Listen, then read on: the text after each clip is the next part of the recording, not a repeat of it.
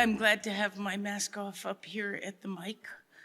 And I'm glad they're asking us to wear masks here because it probably makes a lot of people more comfortable and maybe help them come in the door and they wouldn't have.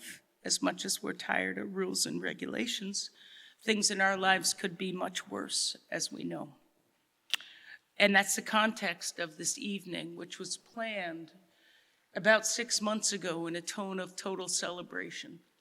That 2 years ago, we canceled our event, our Youth Will Be Served program about 3 days before it happened. I was in LA flying back for an event that didn't happen, which is really good because I couldn't get a flight home from LA because the world shut down. And as many of you know, as I look around the room, many of you participated or watched. We did a remote show called In This Together, I think we called it. And everybody recorded from their homes in a very sort of strange way, as if we were in almost like bomb shelters or something. And given the context of where we are now, we weren't in bomb shelters. We were in our kitchens and in our living rooms and in our easy chairs with birds singing outside. So this isn't meant to be a somber event or anything. It's just meant to be a moment of gathering in a strange, strange time in, I would hope, all of our worlds. If it's not, then you're really not paying attention to anything. And I mean, anything that I might have wanted to say, and I've got a notebook full of notes that I even wrote today.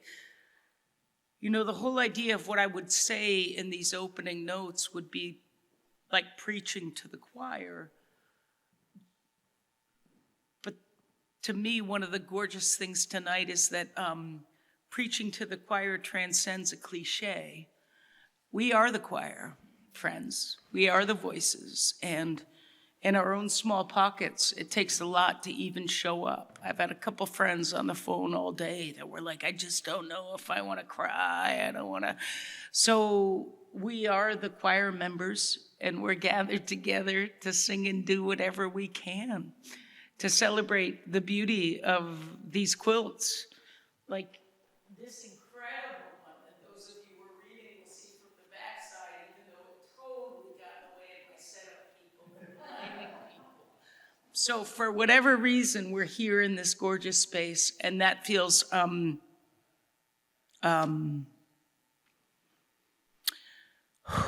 almost guiltily privileged, right? So let's not feel guilty. Let's be grateful for what we have, and let's send it wherever we can. So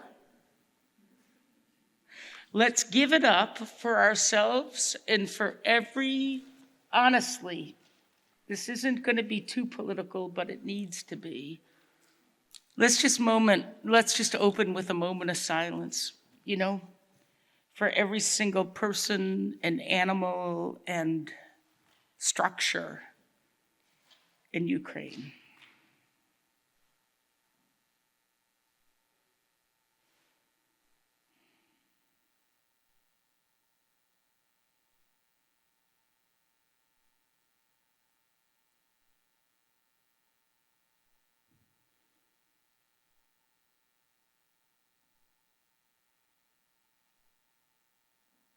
Thank you all. And thank you all for being here for a purpose much higher than our own. And Elaine Bentley-Bawn will open with you. I'm still Elaine Bentley-Bawn. Just by way of introduction, can you remember a time when we didn't know or weren't readily familiar with the acronym for personal protective equipment? As a therapist, I have an obligation to manage my emotions out of public view. Like many of you, I found that first spring of the COVID era extremely important. This is called crickets. It's April 2020, and I begin my morning walk. This ritual started when COVID was a rumor in the distance and hadn't yet struck near home. My daily path gives me solace as stories abound regarding the lack of PPE. Where to get it? Who should have it? Will it even help? So little information. I listen for answers. Crickets. Modern shorthand for no response, for silence. A month in now, and so far lucky. It is my job to walk alongside the troubled, witness losses for a living, hold on to hope while others is misplaced. Returning from my walk, I see 2 ambulances at a neighbor's house, EMTs blessedly masked. On the ground, I spy fallen redbuds and think they'll always remind me of spiky viral orbs. I hear in the distance more sirens and sob my way home.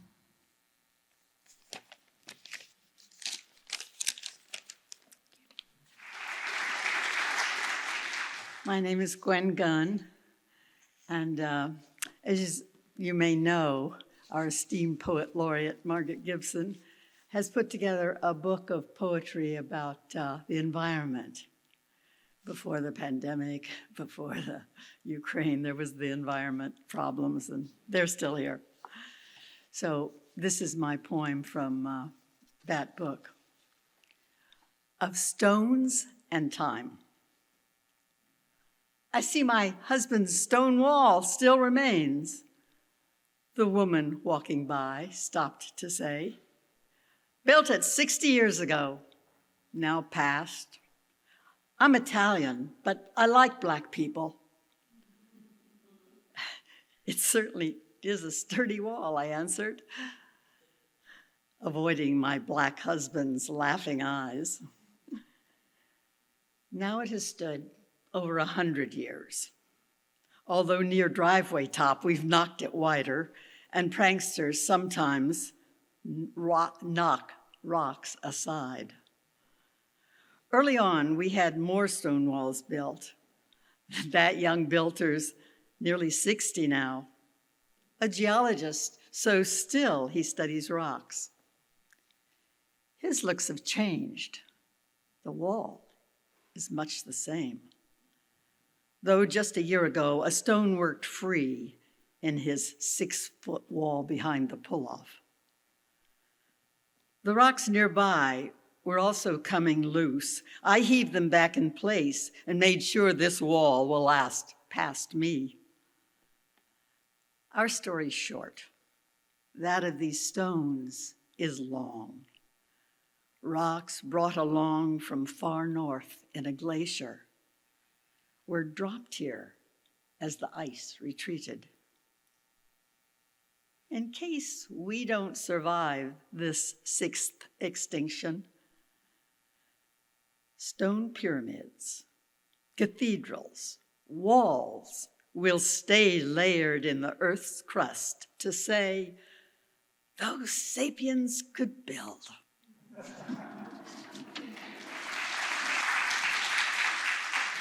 Hi, I'm John Long. In case you haven't heard that before, when one of the things that I read about the whole situation is that communication has become a weapon of war, and that made me think of this old poem that I have. It goes back to when I was a teenager, and an exchange student from South Africa moved next door to me, and for the next few years we were together pretty much daily, and we became very close, and then he had to move back to South Africa, and we would write letters back and forth, and it became really obvious that the letters were being stopped. The governments were not letting us write to each other. And so this is, the poem is called Letter to a Friend, and this is for Kenny Mananopi. And I will attempt to say the name of a South African native language, but Letter to a Friend. The weather here always changes, going from humid to hurricane in a day, and fall is coming. Remember autumn? You said it was the best surreal landscape ever seen in one lifetime. You were delighted that first year, not knowing winter was coming with snow. You'd never seen it. Now I read news of trouble in your country. Riots in Soweto change nothing. Whites cling to their master race, give it the name civilization, and divide the races. They refuse to learn a new language. I remember your pride in speaking 3 languages. Xhosa, your native language, was the one you recited to me every night after drinking vodka. Were those times good, easy for you like my memories? Here I sit in America, powerless in this land of power, knowing our governments censor all letters. I cannot send my few helpless words, but you don't need me to tell you all this. You are Black South African.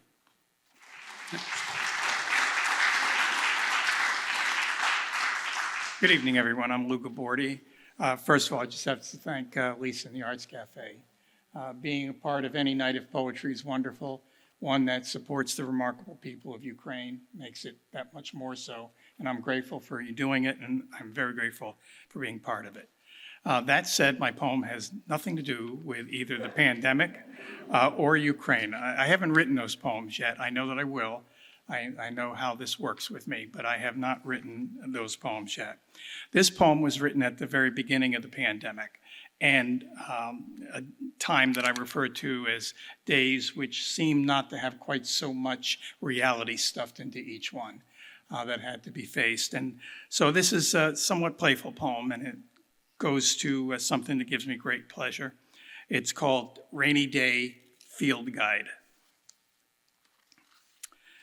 Clumps of muddy leaves I missed last autumn are tucked against the boulder at the center of the garden, and a woody vine that's girdling the winterberry will keep its grip at least another day.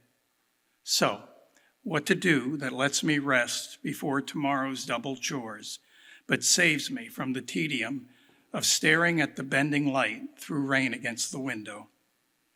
Always at my elbow beside the breakfast table, a paperback, a small but sturdy thing with grosbeaks on the cover and a coffee ring bisected by a crease. Eastern birds will help me pass an hour. So little energy required and satisfying, this sense of time spent usefully with silhouettes and song before the sun comes back. On every other page, I find another cloudless paper sky, another gathered family, whose shapes and plumage tell me every bird belongs exactly there. How many of us find so certainly our place? Birders, more than most perhaps, and poets, both so circumspect and patient, practiced in the art of listening for fragile things. When the rain abates, the colors come, ruby, gold, electric blue, sweeping to the feeders through the gray. A cardinal gathers from the garden with her crest slicked back, slips again into the thicket, and repeats until the rain resumes. How fully must my needs be met? How much comfort must I know if I can spare concern for my inference that hatchlings wait beyond my sight, huddled in a woven cup, kept hungry by a storm? And there's our easy understanding.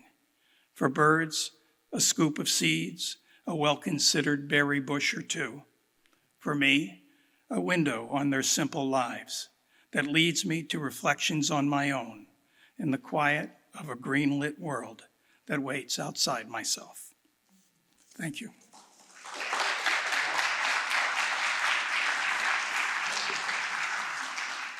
Hi, everybody. Now, how hard was it for you all to decide what to read? Did anyone instantly know, I'm going to read this? Or did you write something for the occasion? I agonized until the last minute, and I'm still not sure. So, how many people know and love Patti Smith, or at least know of her? Okay, all right, so Patti Smith is my idol in many ways, and she's one of the artists who keeps things going no matter what, like we all need to. And she's, this is basically a praise poem to her. Poem for Patti Smith on the day Donald Trump was inaugurated. Some things have changed, some things have not. Now, Patti, now that your famous dark hair is gathering snow, and your famous face is no longer male nor female. Now that one hurricane has left us homeless, while we name the ones to follow with human names. Now that America has clamped shut its singing mouth and its doors, I sing your songs and write my words. I think of you on Monday when I can't think. I think of you at 2 a.m. when I need a sentence like a lightning strike, a shot of espresso. I lift my arms before the mirror, lay on my necklaces, the antler, the cross, the bee, the hummingbird skull. Jesus died for somebody's sins, but not mine. Only you could have said this without malice. Only you could have been Robert's lover. Only you could twirl and stomp the stage, your hand in your jeans or shaking a ribbon tambourine. Only you could sing for Dylan, your one eye always looking away, of the hard rain now falling. If you're not aware, this is the Arts Café Mystic. This is going to be my public service announcement because I didn't do it earlier.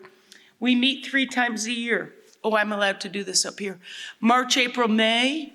Then we take the summer off, and then September, October, November. You can read all about the Arts Cafe and the program that you got at the door and a little bit more about it on our website. I'm not very good at any of that, so it'd be better just to talk to me about it. We planned for those of you, and I do recognize a couple new faces to this room, and I'm so happy. We planned this event because 2 years ago, like on March 13th, is when wherever we all were at work or at home or in LA, the world shut down. And we were 3 days away from having our Youth Will Be Served program and all those kids that had been preparing and memorizing their poems. And that seemed like a huge tragedy, right? And the fact that we actually did one show virtually because we had to. So since we couldn't come together, I mean, so many of you, I'm looking at you all, offered a song from your living room or your kitchen. Again, a very safe haven. And in the context of how we meet right now, 2 years later, we recognize that we had it hard, and we didn't know anything at all about having it hard. That said, you know, when board members asked me if I wanted to set a particular tone for tonight, I really didn't, because it really, in my heart of hearts, I think the profoundly universal and deeply personal don't run too far apart. So a few people wrote to me and said, would it be okay if I wrote a really personal poem and shared it tonight? And I think that anything that you want to share, if it comes from the right place, is sent without ego. So those personal poems aren't so personal. I'm looking at, I've acknowledged you both before, and I apologize for doing it again, but 2 of my high school English teachers sitting here in the front row, Lou Gabordi and Charlie Ewers. And when I was 15 years old and learning to write poems because my father had died and there was no language for it in the house, these 2 men gave me permission. So this is a space where there is permission to come and share whatever you want. We'll be grateful for whatever funds we raise for Doctors Without Borders and Save the Children. And Mark Douglas Berardo did show up, and he's next. Come on in, Mark, and thanks for joining us.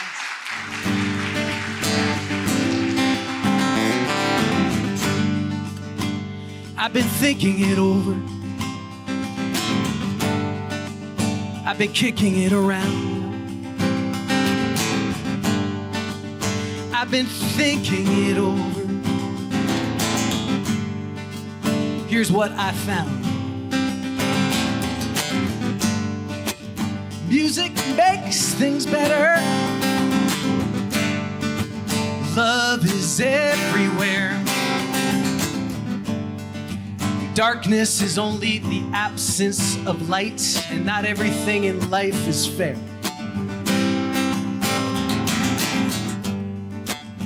I've been trying harder, been taking my time, I have been working it out. Been trying to stay 2 steps ahead of all my worries, all my anger, 1 step ahead of all my doubts. Life I know is always changing. We are sometimes lost at sea.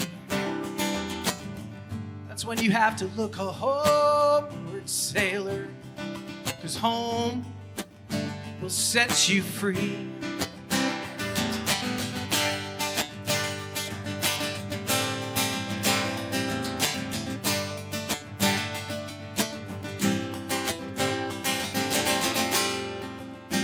You create your own character, you write your own story. You try not to give away too much, and occasionally take a little inventory. Know that music will help you carry on. It'll heal your tired heart.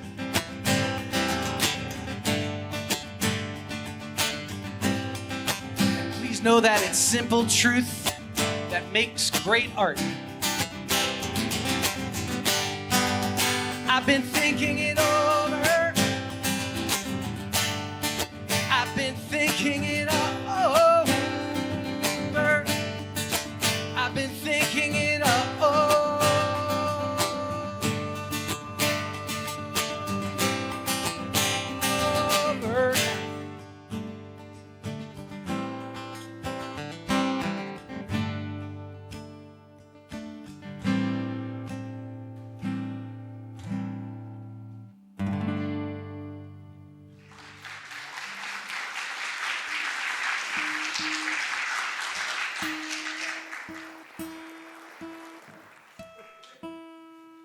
We learned one, so that has to count for something. Can I get anybody anything at all?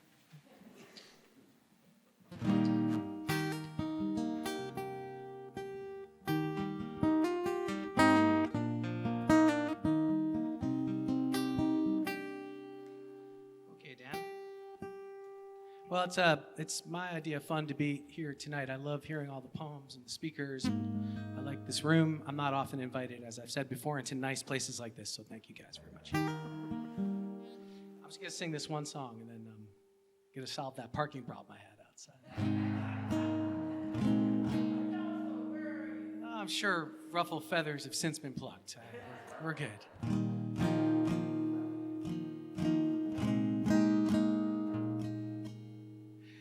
Been in a car so long, I feel like it's still moving, so forgive me.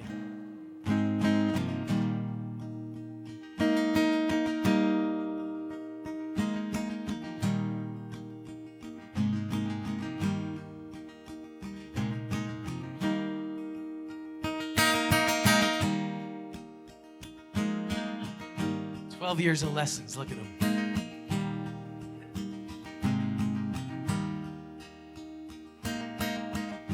Okay. As I went walking the great highway in the rain, carrying all of my trouble and pain, another prisoner of the darkness of my mind, another wanderer on the borderline.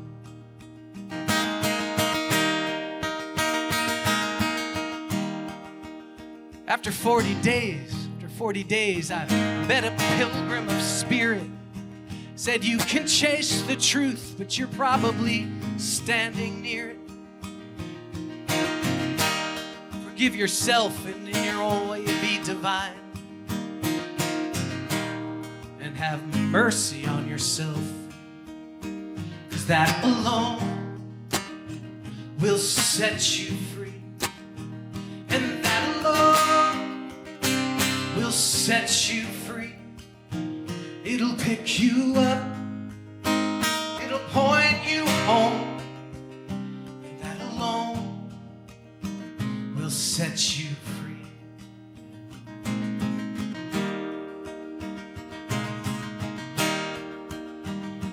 Free to heal the pain that has descended in your life. From whence you came, both in darkness and in light. The truth you seek is in the words up on the shelf. The book that says, have mercy on yourself. And that alone will set you free. And that alone will set you free. It'll pick you up. It'll point you home. And that alone will set you free.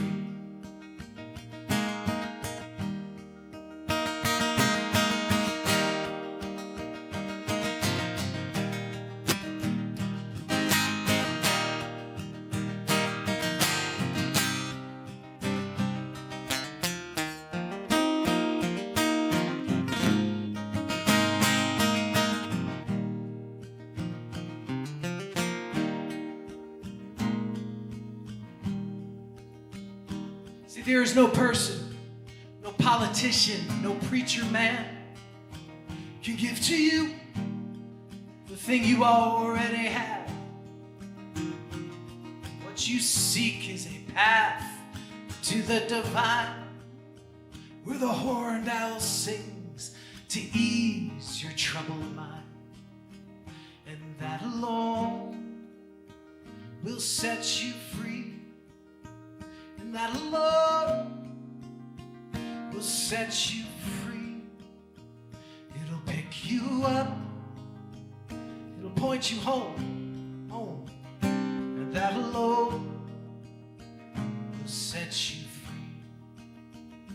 And that alone will set you free.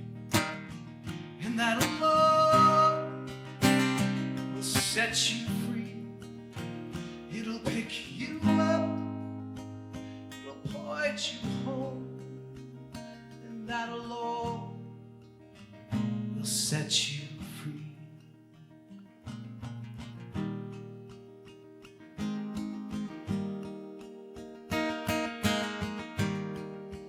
Thank you, guys.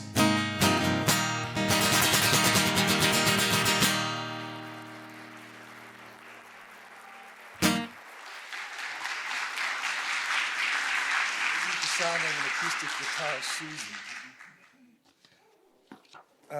My name is Steve Schlossberg, and although I wrote for a living for 40 years, I haven't written a poem for 50 years. And like Barbara, I was at odds and ends today trying to figure out what in the world to read tonight. I thought at first an old reliable poem, A Blessing by James Wright, which always gives hope. And then I thought about some post-war poetry from Poland, which suffered under Russia, particularly under Stalin, like no other country. And then I dug out a poem I wrote in 1976 about the CIA-sponsored coup and death of Salvador Allende, the Marxist president of Chile. In the end, I decided to go facile and brief. And I'm going to read to you the first poem I ever had published. It was in the autumn of 1970 in a tiny magazine called Indigo that came out of Stratford, Connecticut. It's called Summer in the City. I think of a lovely girl today, laughing somewhere near Mount Rainier, who told me once of the joy when she was young in opening a new box of 36 crayons and eating her favorite colors. So, I'm going to read a poem to give us a little historical background to what is going on in the Ukraine, even though the poem takes place in Soviet Georgia. I was with a group of teachers at Andover, at Phillips Academy, Andover, who went on a 3-week trip to the Soviet Union in 1985, in the summer.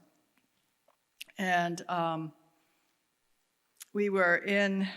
this poem takes place in Tbilisi, in Georgia, on Bastille Day.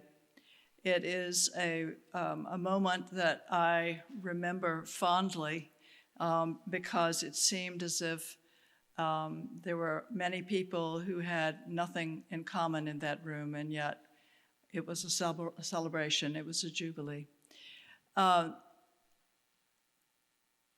This was 2 years before Mikhail Gorbachev declared glasnost. So a little after that, the wall in Berlin came down. In East Germany, around the time that the wall came down, there was a young KGB officer posted there whose last name was Putin, who was not happy that that the Soviet Union was giving so much away. Elegy in Soviet Georgia, July 1985. When we tell how we sang together the night of Bastille Day in Tbilisi, we tell it with a hitch in the harmony, our voices braided together in the manner of true Georgian song, gusto and grief in counterpoint.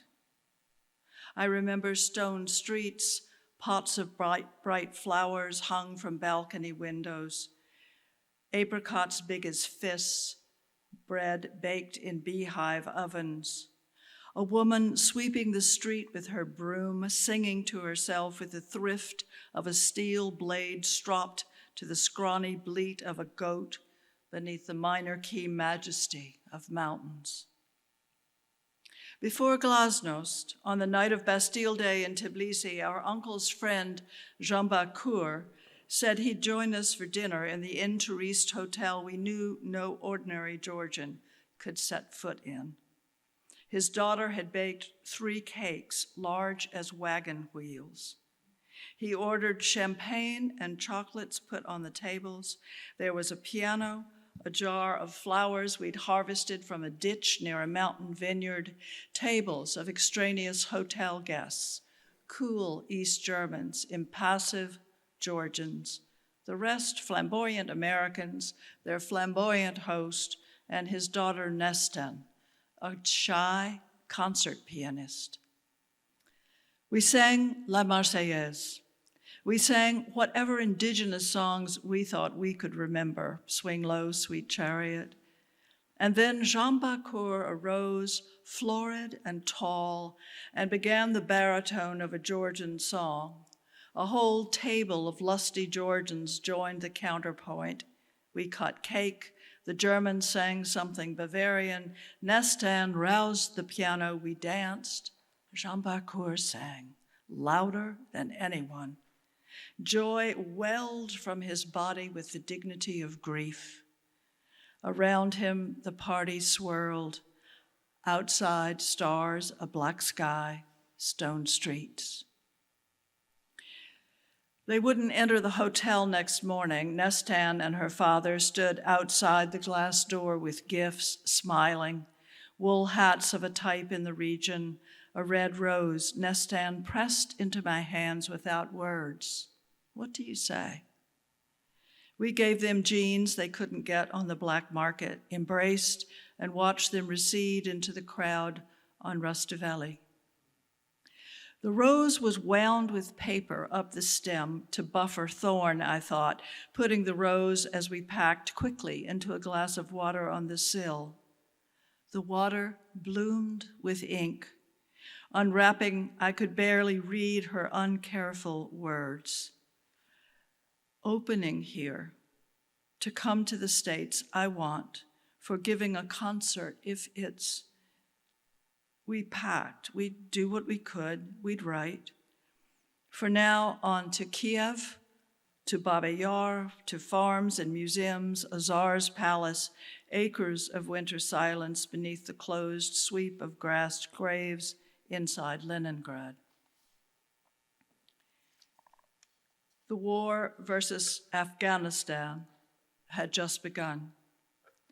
From our tour bus window, one day we saw an open coffin carried on the shoulders of men whose shirts were open. We heard a woman crying aloud as she followed them. I wanted to weep with a woman we didn't know how to speak to. My prayer back then, as now, is Sufi. May our hearts be shattered open and the great space dwell therein. Only now I ask, teach us what it means by shattered, by open, by heart, by dwell space within.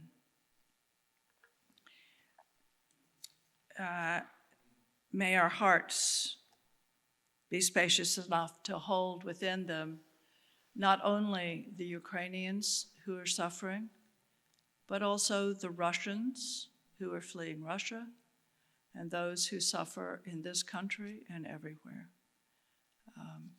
I'm grateful that this Jubilee can include the gusto of Jean Bacour and also his grief.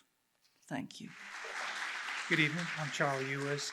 Lisa mentioned I'm a former teacher of hers back at Ledyard High School, and there'll be some references to my former life in the poems I'm going to read. I had it pretty easy compared to many during the past couple of years. I wasn't a frontline worker meeting disease head on. My being retired at the outset, in fact, it was a bit of a rehearsal for a shutdown. What I had to do each day was pretty much up to me. In contrast to the suffering many had to undergo, the isolation and inconveniences I experienced were minimal. So the two poems I've chosen to read tonight reflect on these past months. The first is a sort of autobiographical, a day in the life narrative. And the second is about a dream I had several months ago. Even there, COVID was present. The Groove, mid-March 2021. A year into the pandemic, I awaken each morning with the rising sun, no need for an alarm clock, coax my creaky limbs from the bed, pad to the bathroom, and pee. Then I wash my hands and slick back my hair with the rinse water, put drops in my eyes to see, and spritz saline in my nose to breathe. From there, it's a few extra steps to the bedroom, where I slip on my socks and comfy Skechers, completing my ensemble since I've slept in the rest, flannel PJ pants and a t-shirt. Now it's out to the kitchen for the first hard choice of the day, toast with peanut butter or a buttered English muffin to go with the orange slices and coffee. Bread in the toaster, cup neath the Keurig, I activate the machines with a bold thrust of my forefinger and begin the longest trek of the morning out to the mailbox to fetch the local paper. The next half hour slips by as I eat my simple meal and catch up on the news of the recent past. From there, I descend to the basement, nestle in the burgundy recliner, and catch up on my emails and later breaking news on the phone. By 9 o'clock, my wife is stirring, and shortly, I hear her footsteps on the staircase as she joins me in the lower depths. So what are your plans for today, she asks, and we laugh and laugh, looking forward to the next time our paths will cross, while knowing full well there are no plans for today, and hoping that there are no surprises. The stuff of dreams. One night I dreamt I was teaching again, back in the same classroom that was my base for over 30 years. However, the students were not teenagers, but 20-somethings that I did not recognize, and they were packed together, standing in the aisles, and many more of them than would be in a typical class. Although it was my old classroom, I was there as a substitute teacher during the pandemic, and no one showed the slightest awareness of me. I hesitated calling them to attention since I did not know what subject I was supposed to be teaching, much less the specific lesson plan of the day. Eventually, I awoke, relieved that it was a dream, wondering what current anxiety prompted it, and firmly resolved to continue my retirement. Later that morning, my wife, Michelle, a local pastor, told me of a phone call she had just received from the niece of an elderly parishioner with the news of his death over the weekend. Recognizing our last name, the woman, Andrea, inquired if I had been a teacher at Ledyard High School. When my wife said yes, the caller said that I was one of her favorite teachers way back then. After my shaky experience in Dreamland, it was uplifting to hear that validation of my former life. But it was nowhere near enough of a boost to propel me to address the current shortage of teachers. Thank you. Cool. Before I introduce Rodolfo Reyes, who's going to be our next reader, I did want to call attention to our poster, which comes with real deliberation, because I was in the throes of creating this event, and then the other thing happened, or the many other things happened. Accidents involving college students heading to and from side. It's endless, right? For as many ways as the joy wants to stream in, I think the grief finds its way into. About this poster, I was stalling, as my board knows, sending out the notice for this event. And I started working with an amazing woman, the woman that does our graphic arts. Her name's Maura Blaney. And I started telling her my ideas, and I just asked her to throw together something to show me so that I could make it better. And I said, just go through all the archives. And on the, she began the poster with this image of a guy right up here playing the cello. And this guy's right over there. His name's Ted Mook. He's one of my favorite cellists in the world. I got a bunch of them, but Ted's my favorite.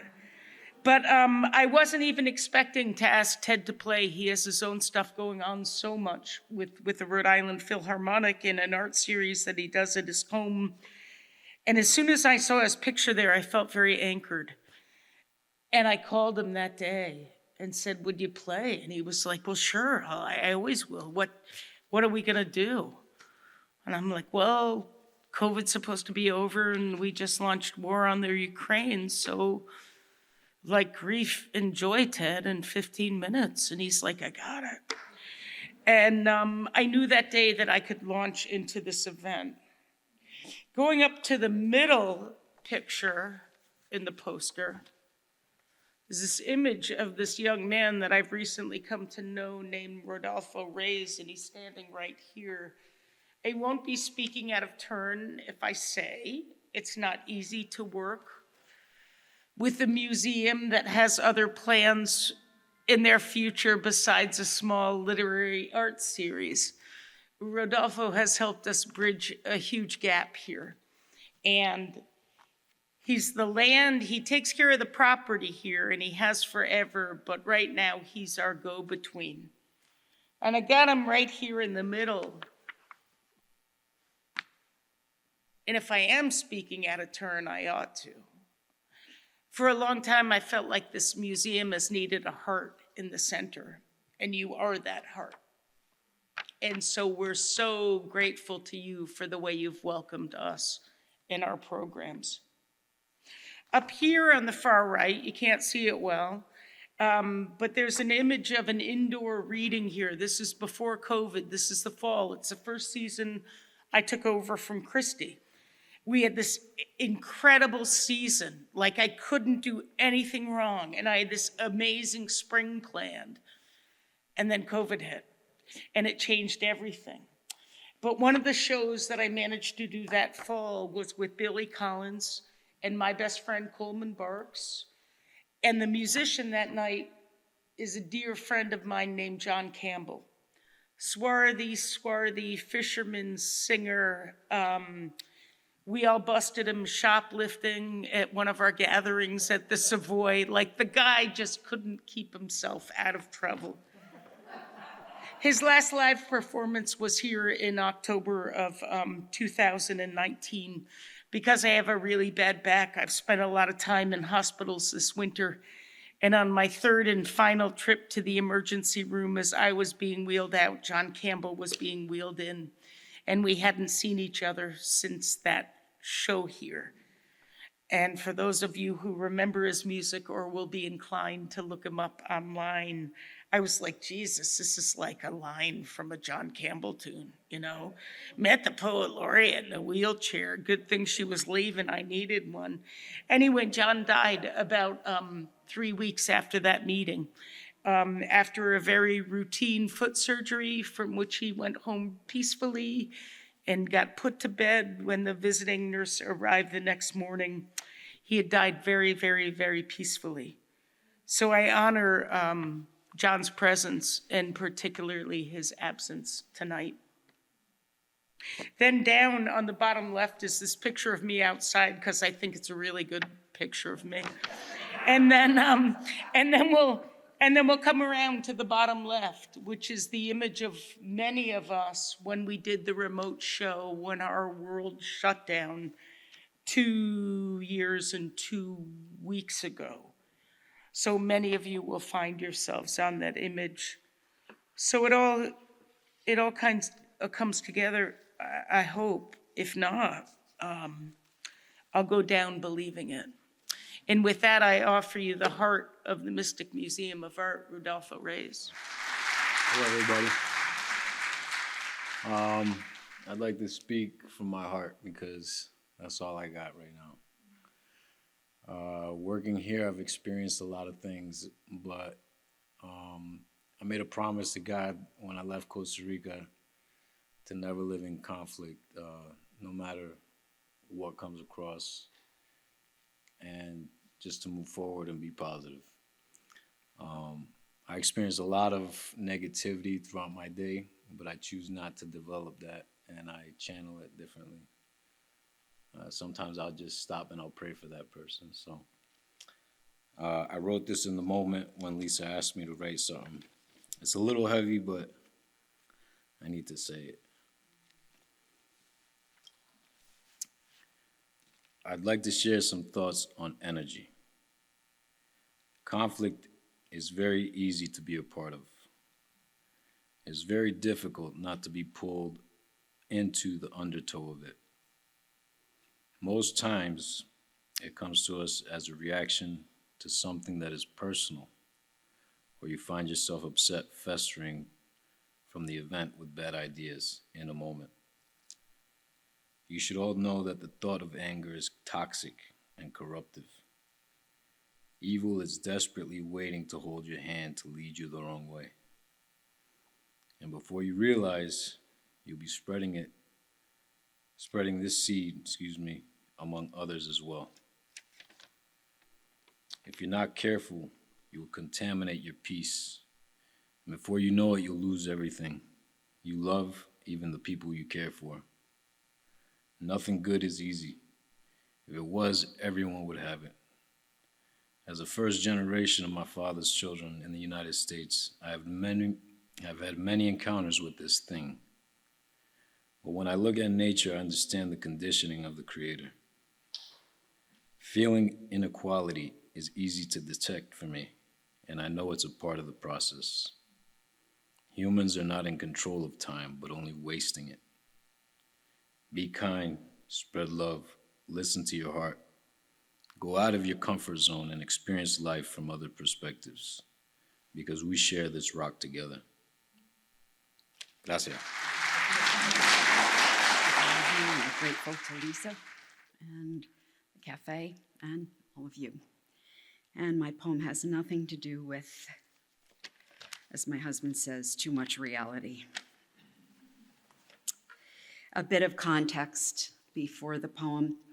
The late 20th century artist Joseph Albers distinguishes between the factual fact of color, that is what we would call a color seen by itself, and the actual fact, how we perceive a color, how we perceive that a color changes when it's positioned with other colors. And Albers concluded a thing is never seen as it really is.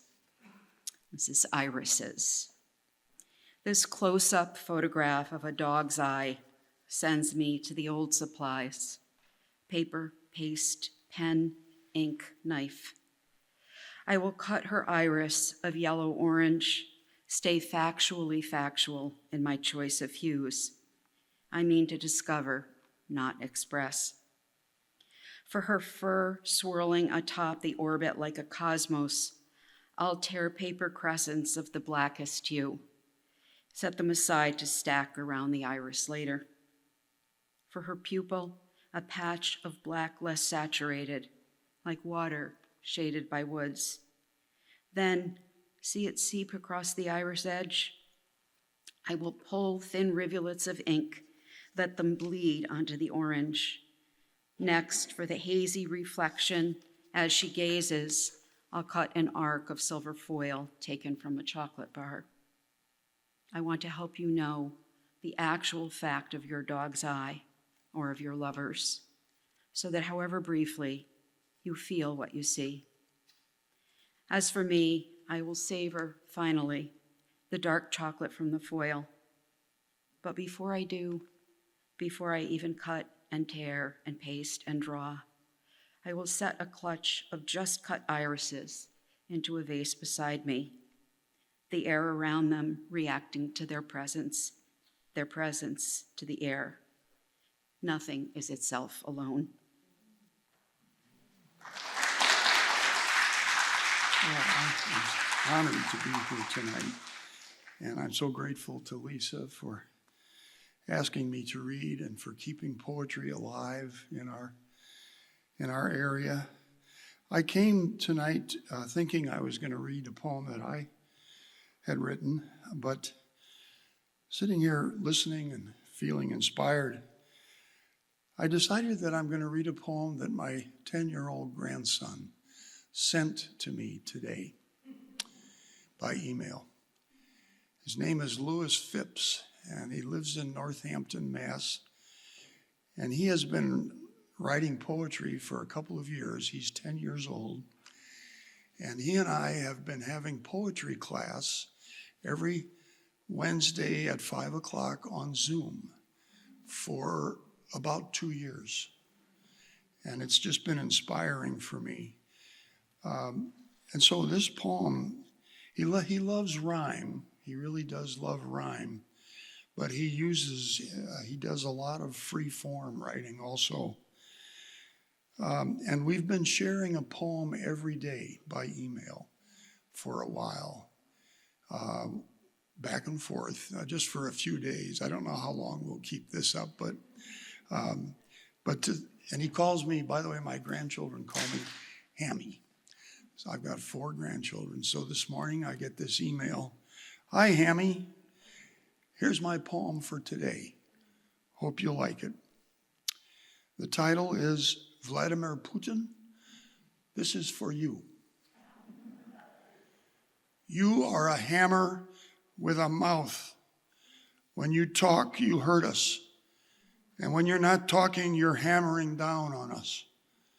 Your twisted mind are the 2 hands that thrust you down upon us, breaking us to dust. Every time you do so, you devour lives, and you think you gain more power. Yet you're wrong. It's not power you gain. It's death, as upon us you fall again and again. It's not power you earn, but simply death and pain. Death and pain is all you want when you look at Ukraine. And every time you chew and you swallow, you get hungrier. You want more morsels to follow. The ones you've eaten, you'll never be satisfied, no matter how many have fallen and died. You look at Ukraine and you see power. You want, and all you think is how you're going to ensure you own them as well as your other countries and give Ukraine hell. So you speak to them, and the guns that are your teeth rain down fire on Ukraine underneath. And I know that if we're going to stop you, we have to starve you and starve you and starve you of the thing that gets your country ammunition. We got to starve you of your money and halt all of your bombs' ignition. We're going to starve you of your meal, push you aside, and let Ukraine heal. Thank you. Oh, yes, thank you.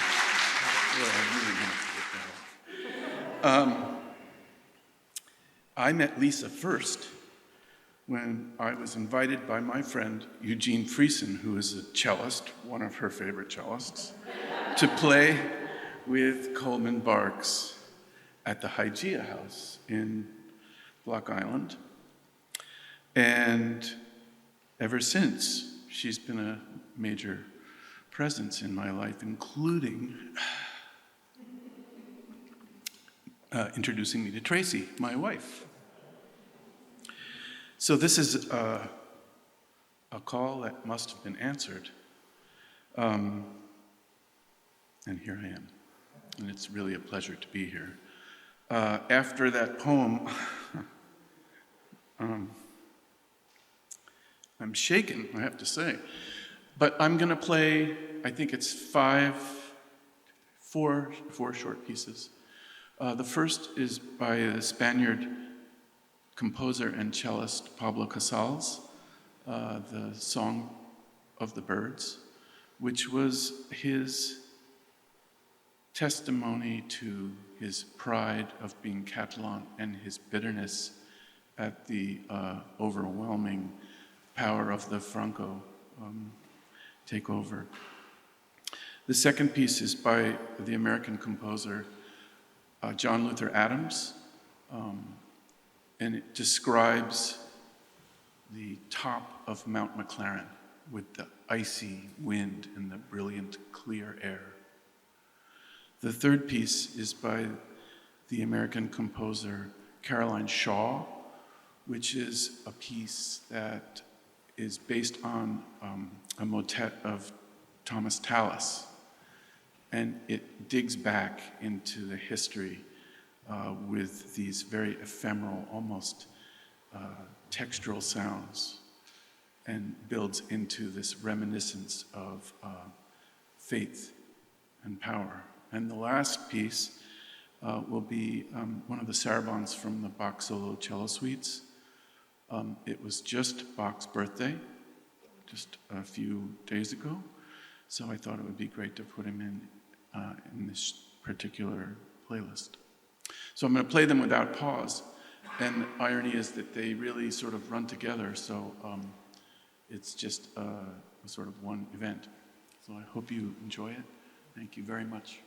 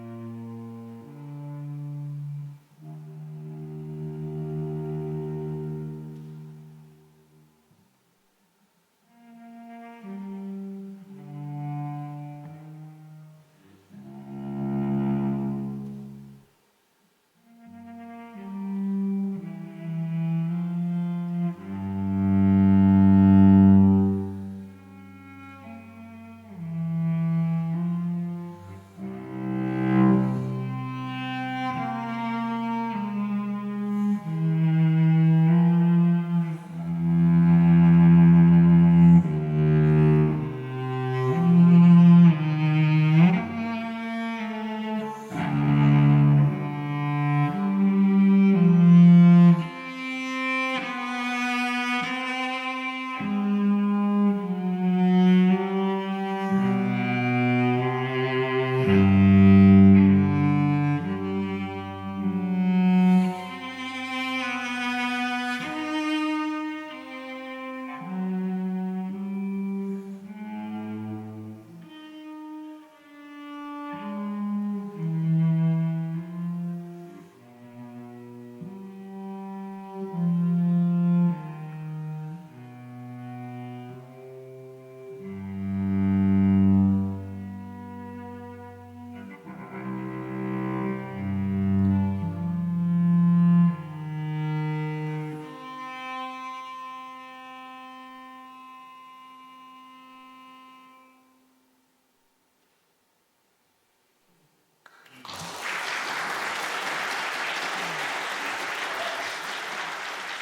still processing the cello, and before that, the poem by the 10-year-old grandson spoken by the grandfather. Incredibly moving. And thank you, Lisa and the board, for creating this opportunity for us to help the refugees in some small way. I'll just read two quotes that seem to fit tonight. The first one is by Tom Stoppard. Where did I wrote it down. Tom Stoppard is a playwright who was born in Czechoslovakia, but family moved to England. Words are sacred. They deserve respect. If you get the right ones in the right order, you can nudge the world a little. And I will also quote from a poem by the Polish poet Wisława Szymborska, her poem, The End and the Beginning. I'll just read the first stanza before I read my own poem. After every war, someone has to clean up. Things won't straighten themselves up, after all. Someone has to push the rubble to the side of the road so the corpse-filled wagons can pass. Saturday morning, this poem just landed in my brain, and I sent it to Lisa before I knew this was going to be a benefit for Ukraine. To all the children fleeing. Sometimes the winds of war will blow, and the rage of angry bombs will land on the place that you called home. And as you run through the rubble and cry and say goodbye to the ones who created you, you are swept into clouds of smoke. Now, no one to guide you. Now, your whole world changed. I am not one who prays to those gods who would inflict this kind of hell on earth. But now I pray with all my heart that you arrive by foot or train in a land of loving arms where no more harm will tear your flesh or crush your bones or shatter your tender innocence. I didn't know what to do tonight either, but I felt it was connections, and it's kind of interesting that John read a poem about your roommate, and I also am reading one about mine, who surprisingly I lived with for a year at college. She was from Tehran, Iran, and she and her family were escaping as the Shah lost power. Her family found respite in France. She found respite in Ames, Iowa. So there you go. So it's College Roommates, 1978, for Afarina Barirani. We slept in a bunk bed built by an Iowa farmer, with paintings by an Iranian artist on our dorm wall. You read late into the night and left early for class, days filled with engineering and calculus, and fears for your family's lives, your country's collapse, the Shah of Iran, Khomeini. I was kind but distant, respecting your Muslim faith, as you covered your long chestnut hair with a printed shawl and unrolled your prayer rug. You recited verses from your Quran, lifting your small hands, slipping to the cold tile of a college dormitory, a world away from a childhood that teetered on extinction. But I did not shoulder the weight, the hate that you carried daily, the contempt for your faith, your culture, your gender, your intelligence. You walked alone, sometimes the only female in class, past hands that thumped Bibles. You ate lunch in empty lecture halls. And still you laughed.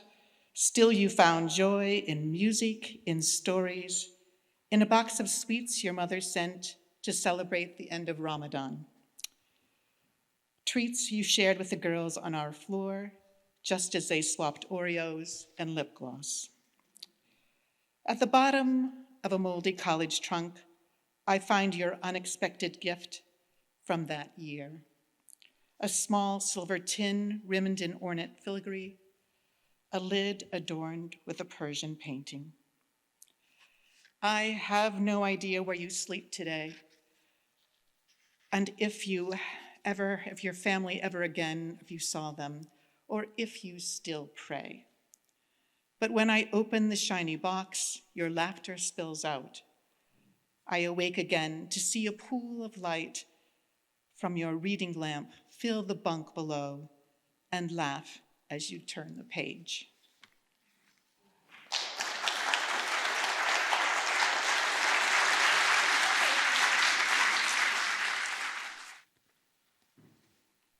I too am very grateful for the generosity of Lisa and also Barbara Hill for such a newcomer to poetry as I am.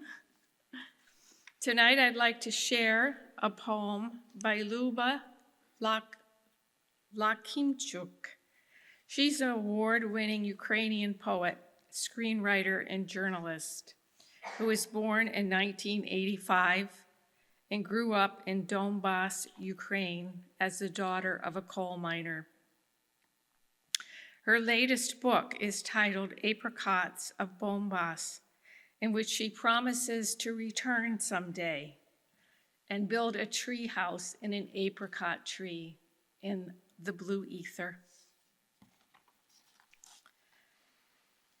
Died of old age. Granddad and Granny passed away. They died on the same day, at the same hour, at the same moment. People said they died of old age. Their hen met its end, and so did their goat and their dog. Their cat was out. And people said they died of old age. Their cottage fell apart, their shed turned into ruins, and the cellar got covered with dirt. People said everything collapsed from old age.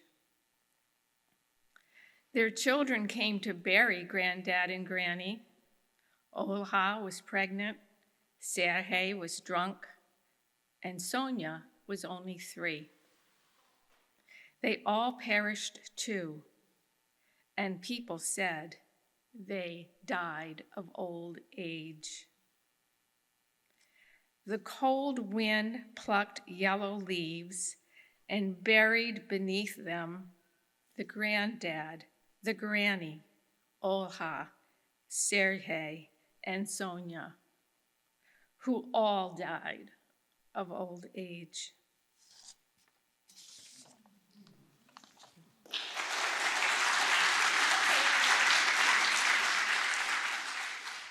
I'm Norman Marshall. Blues. In the portrait, the eyes are blue, wonderfully blue. At first glance, blue, then blue. Deeply gaze into the blue, and more blue, the beautifully blue eyes. They will suffice. They will win. They will blue. Tousled hair atop the head. And yes, the eyes are blue. As blue as anything. As blue as everything. Above the blue, a furrowed brow. Oh my God, the life of the mind. And yet, the eyes are blue. As blue as, as blue as, as blue as, yeah.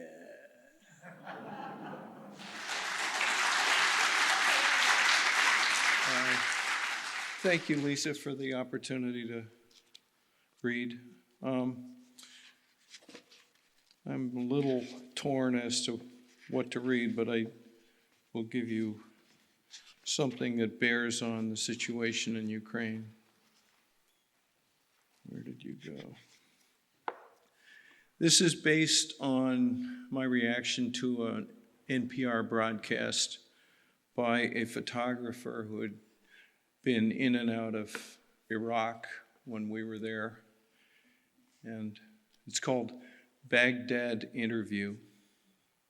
She was 10 when we met, which was 5 years after they had shot her parents as a precaution under the new rules for vehicles approaching in a suspicious manner.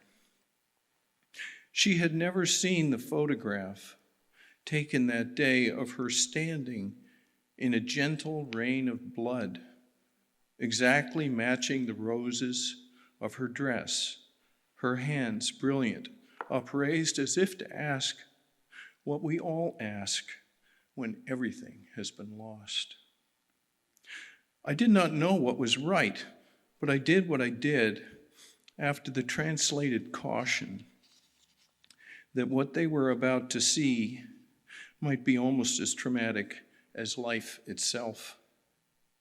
She took it surprisingly well, studying her other self until it seemed to release some inward guard. She grew animated, maybe even happy to speak, and she gave me this great story. Sometimes I wonder if the design of our lives contains a crush zone, like a car hitting a barrier, where memory accordions and the crossbeams of love fold up, protecting the occupant through these episodes of necessary oblivion and well-ordered madness. If I may, I'd like to read one more quick one called Vaccination. After the shots, not a fever, no side effect, except this pause, or call it fear, of going back to the old life, the world of flesh. I am thinking this is how ghosts, floating edgewise, near visible, and when given another chance to be with us, would turn it down, would turn away from stink and filth and all the mess of being real, would choose to stay thin and empty among the dreams to which they're bound. So.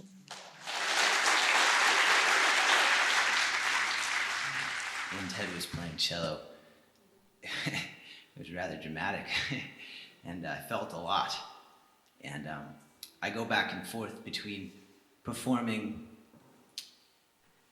as a jukebox and playing covers and requests and things and being ever present, and then going out into some special place and kind of trying to tap into something very beyond myself. And I kind of live between these worlds, and sometimes I don't feel very present. And tonight, I feel so holy here, and my heart is so extravagantly open, and I can't quite explain, but I wrote these words with Lisa, with Raven, with friends, with myself again. I get lost in the air around me. Sweet words spoken by sweet people bring me back home.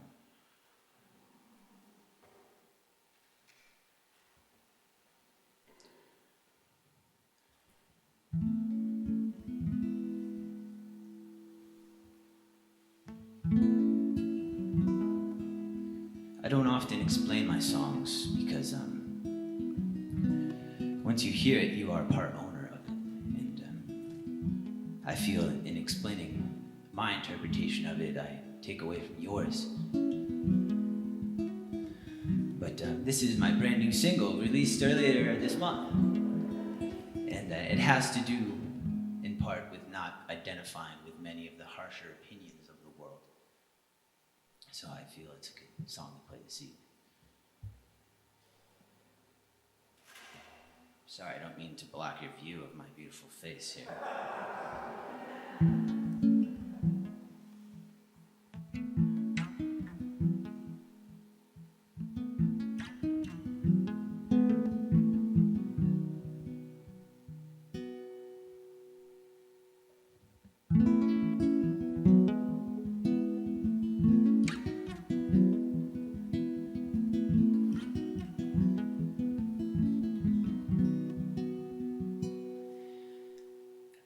Dancing in a daydream along the Milky Way.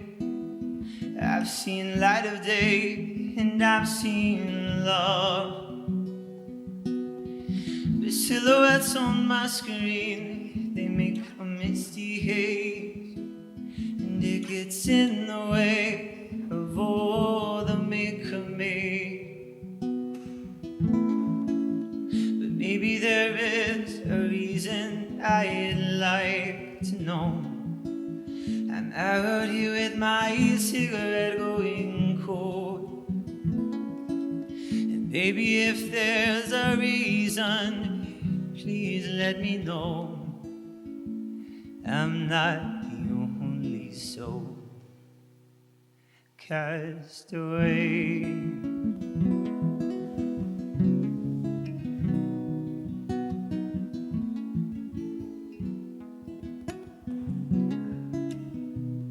So I heard Mary and the matriarch are stirring in the dark, and royalty is hardly all it seems to be. A story of the stars when it comes from the heart, but menace and greed have no such subtleties. Maybe there is a reason I'd like to know.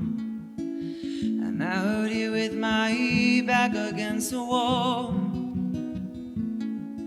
and baby, if there's a reason, please let me know. I'm not the only soul cast away.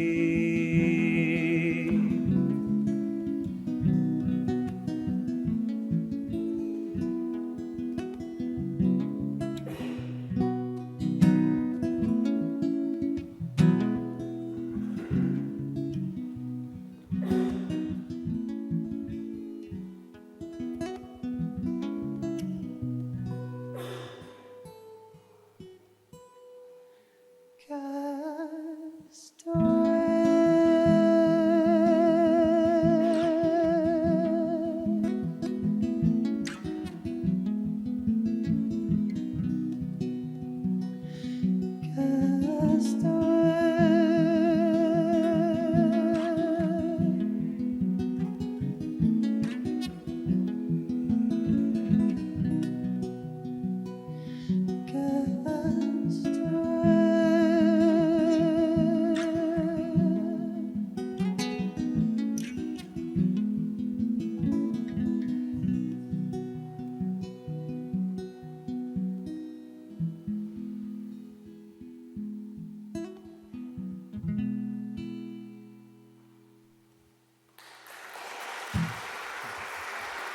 Thank you.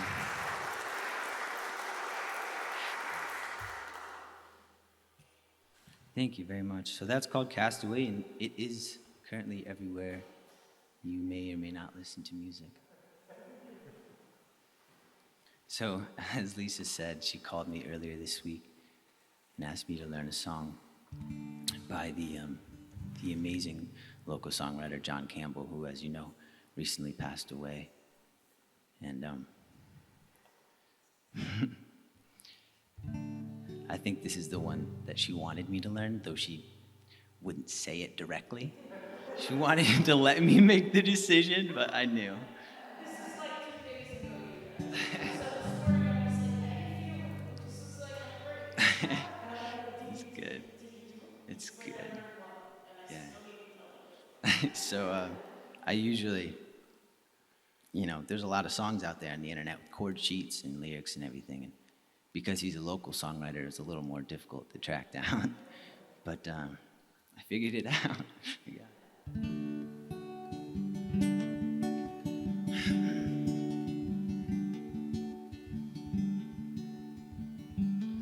So where the stone walls run to the face of the cliff, so many times my love and I have wandered here like this, where the waters that flow past the mouth of the bay have brushed the shores of distant lands half a world away.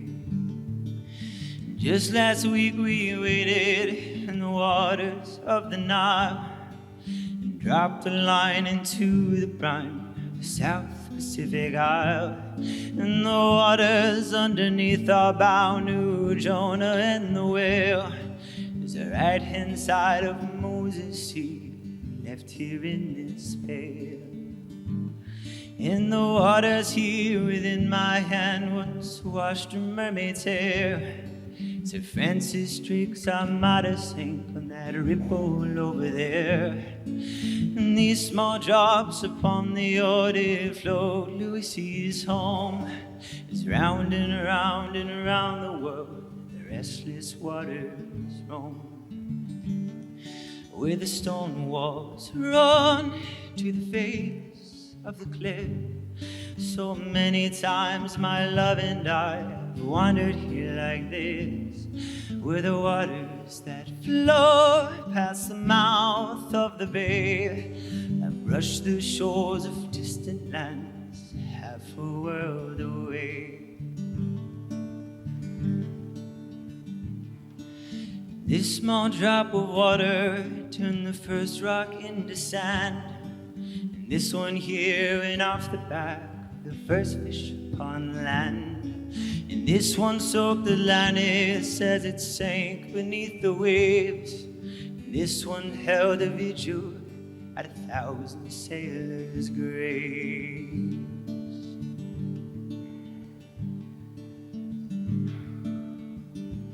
So at times we may be rowing out upon the China Sea, or dropping pebbles in the blue from a beach at Normandy, or be soaked through by a breaking wave that came from Botany Bay.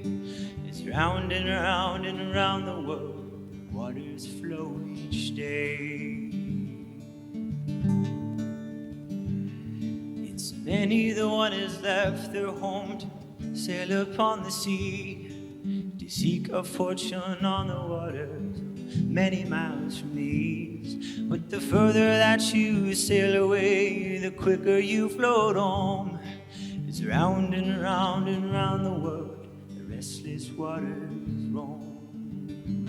So where the stone walls run to the face of the cliff, so many times my love and I wandered here like this, and where the waters that flow past the mouth of the bay have rushed the shores of distant lands half a world away.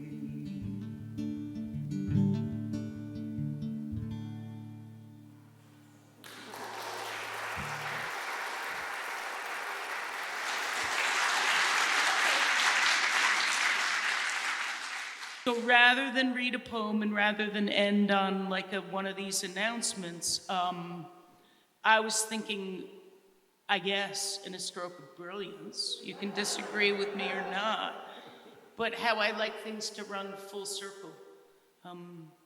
As Gordon Bach, one of my great friends and songwriters, and so many people tell us, the end is just the beginning. So I thought the most appropriate way to end this show would be with an opening act. I don't know how many of you watch Saturday Night Live or Google it after the fact, but about 4 weeks ago, after the first bombs dropped in Ukraine, if we've got it, this is the cold open from Saturday Night Live. I send you all with this. I believe they'll introduce it. Great. Thank you all so much. Stick around if you want to. Ladies and gentlemen, Ukrainian Chorus Dumka of New York.